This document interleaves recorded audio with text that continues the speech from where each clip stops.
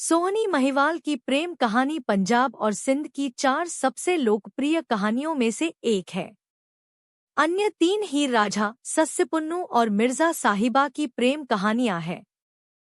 पंजाब में चेनाब नदी के किनारे एक तुला नाम का कुम्हार रहता था, जो कि सबसे प्यारे मटके और मिट्टी के बर्तन बनता था और पूरे इलाके में अपने काम के लिए प्रसिद्ध था। उसके बने हुए सुंदर बर्तन खरीदने के लिए पूरी दुनिया से लोग आते थे।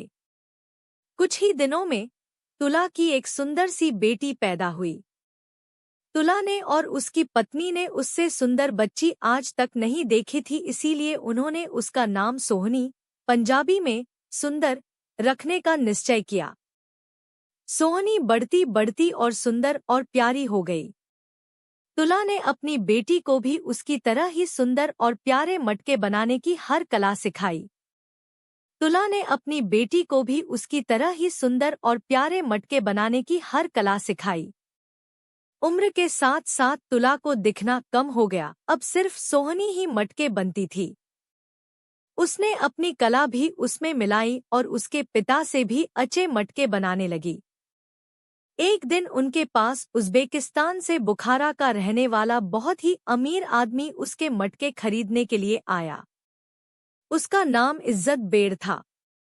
मटके पसंद करते हुए उसने सोहनी को देखा, जो कि एक मटका बना रही थी और उसका पूरा ध्यान मटके पर ही था।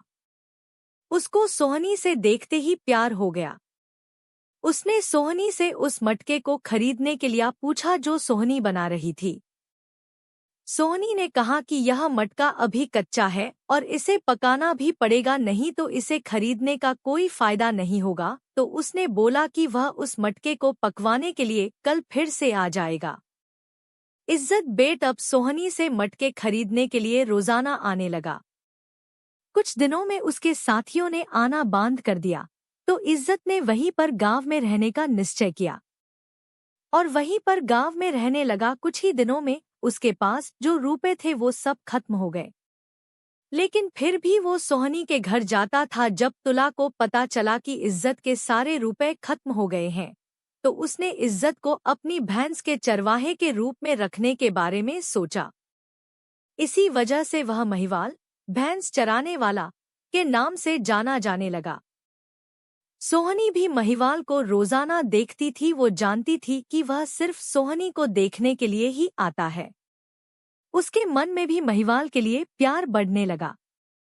जब कभी भी महिवाल देरी से आता तो सोहनी का दिल जोरों से धड़कने लगता और उसे उसकी चिंता होने लगती, क्योंकि सोहनी को भी महिवाल के प्यार ने घेर लिया था। कुछ ही दिनों में दोनों ने अकेले में भी मिलना शुरू कर दिया। दोनों का मिलन बहुत ही खुशी से होता और बिछड़न बहुत ही दुखदायक होता था। प्यार कभी भी किसी से छुपता नहीं है, चाहे वह सोहनी महिवाल का ही क्यों ना हो। जैसे ही सोहनी के पिता को इसके बारे में पता चला तो उसने सोहनी की शादी पास के ही किसी कुम्हार के लड़के से करवा दी और सोहनी अपने ससुराल चली गई। और महिवाल भी सोहनी के गांव के पास नदी के किनारे रहने लगा। सोहनी का पति मटकों का सौदागर था, जो कि मटके बनाकर दूसरे शहरों में जाकर बेचता था। सोहनी भी नदी की तरफ देखकर घंटों महिवाल का इंतजार करती थी। एक दिन उसने सोचा ही वह पके हुए मटके को पकड़कर नदी पार कर सकती है, क्योंकि उसको तैरना नहीं आता था।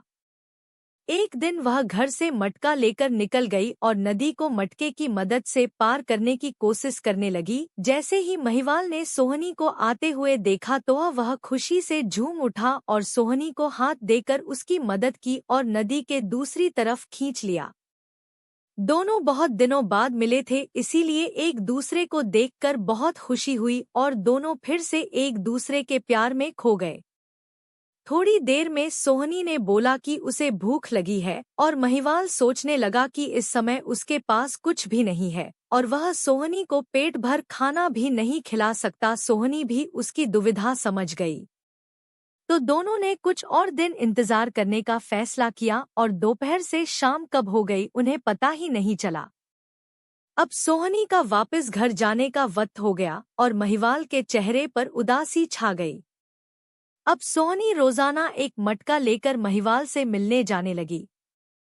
लेकिन एक दिन सोहनी की भाभी को इसके बारे में पता चल गया और उसने पक्के मटके को कच्चे से बदल दिया। जैसे ही सोहनी ने मटका उठाया तो उसे पता चल गया कि मटका बदल चुका है, लेकिन महिवाल से मिलने की बेकरारी में वह कच्चा मटका ही लेकर चली गई। जैसे वह नदी को पार करने लगी, मटके की मिट्टी पिघलने लगी और उसने महिवाल को आवाज दी। जैसे ही उसने सोहनी को डूबते हुए देखा तो वह भी उसकी मदद करने के लिए नदी में कूद गया। चूंकि दोनों को ही तैरना नहीं आता था तो दोनों ही उस नदी में समाहित हो गए और इस तरह खत्म हो गई सोहनी महिवाल की अमर प्रेम कथा। यह थी सोहनी महिवाल की सच्ची प्रेम कहानी की दास्तान। आपको यह कहानी कैसी लगी कमेंट करके हमें बताएं और चैनल सब्सक्राइब जरूर करें। कहानी सुनने के लिए धन्यवाद।